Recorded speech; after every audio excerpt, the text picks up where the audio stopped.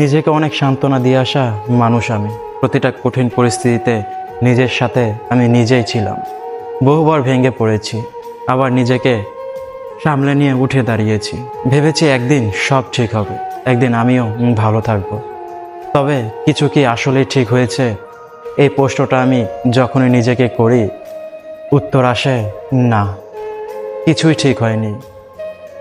আমি সেই আগের মতোই দাঁড়িয়ে আছি, যে জায়গায় ছিলাম, শুধু একটু ভালো থাকার আশায়। কতগুলো দিন পার করে দিলাম, তবুও আমার ভালো থাকার পালা আসলো না।